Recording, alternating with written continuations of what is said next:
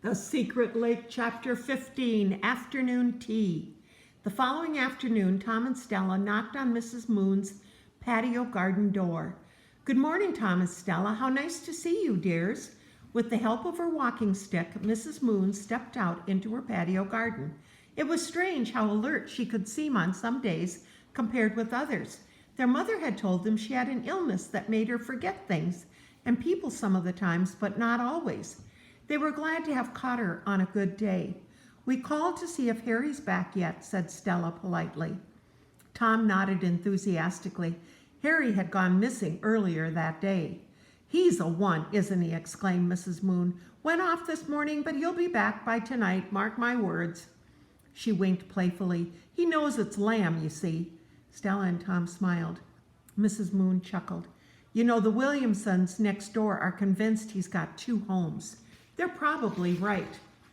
"Is Charlie working today?" Tom said suddenly.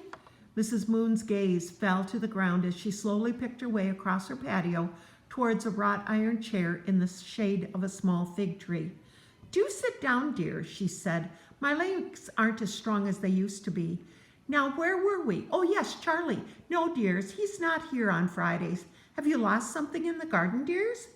"Oh, no," said Tom, reddening. "Where does Charlie live, Mrs. Moon?" asked Stella carefully. "Up towards Kilburn, dear, about 2 miles from here."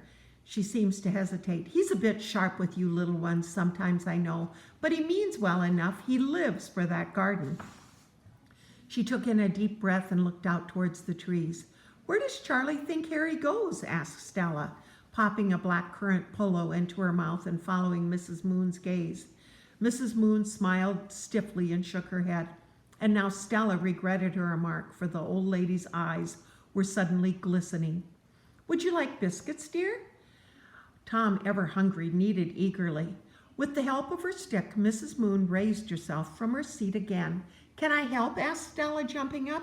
"No, no, dear." The old lady tutted and shook her head, suddenly exasperated at her own frailty. "You wait here, dears. I'll be back presently." The children watched in silence as Mrs. Moon slowly walked back across the patio, leaning on her stick. She seemed to be muttering something to herself. For a good 5 minutes that they sat politely waiting for the old lady to come back. In fact, they were just starting to think they'd been forgotten when she appeared in the doorway. "My, oh my, visitors, how nice to see you, dears."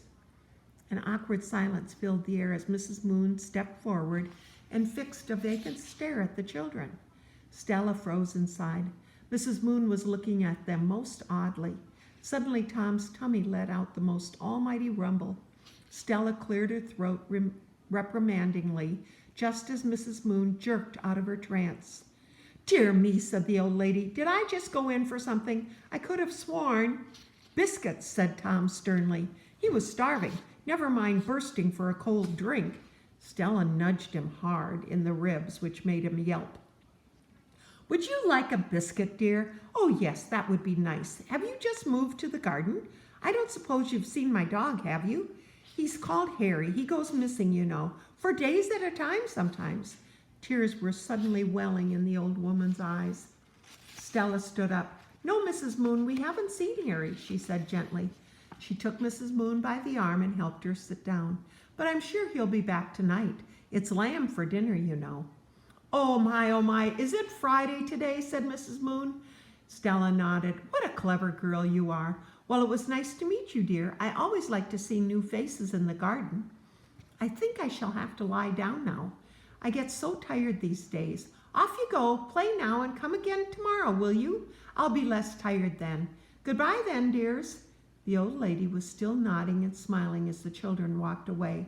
"Oh, well, that was a waste of time," said Stella as they passed out the gate. "She's so sweet," said Tom. "How could Charlie Green be so mean, taking Harry from her?" "We don't know that he does, Tom," said Stella. "It was only an idea." Tom halted in his tracks and gave a deep frown. But as the dog's yelp echoed across the garden, the threads of his thoughts evaporated. "Look, here's Harry!" shrieked Stella. Harry was racing across the lawn towards them. As he shot in between them, droplets of cold water sprinkled their shins. Harry, yelled Tom, but Harry didn't stop. Mrs. Moon had been right about the lamb. It took Tom and Stella about 2 seconds to have the same thought. Immediately, they raced towards the island and scrambled as fast as they could inside the rhododendron bush. But they were to be disappointed. The tunnel was nowhere to be found. The following morning, Charlie Green telephoned to say Mrs. Moon had taken a bad turn and that he'd called a doctor, and would their mother be able to sit with her for an hour later on. Alarm bells immediately set ringing in Tom's head. This was a ploy. Charlie must have found out they'd been asking about him and didn't want them talking to the old lady again. But why? Charlie Green's onto us, Stella, he said as soon as their mother had left the room. He's trying to keep us away so we don't tell Mrs. Moon about Harry and the time tunnel. I think we should go there right now. He might even have drugged her. Stella picked at her painted blue fingernails, deep in thought. Oh, I don't know, Tom. She's an old lady and she is ill. You've seen how she gets. Later that day, their mother returned from Mrs. Moon's to confirm that the old lady was in bed and resting and would have 24-hour nurse care for the next few days. Seems like she hasn't been eating enough, and that's very important at her ripe old age. How old is she? Said Tom. She told me she was 105 on the day we moved in, his mother replied with a chuckle, but I think that was one of her confused days. But she can't be far off from 100, and that's nearly as old as these houses.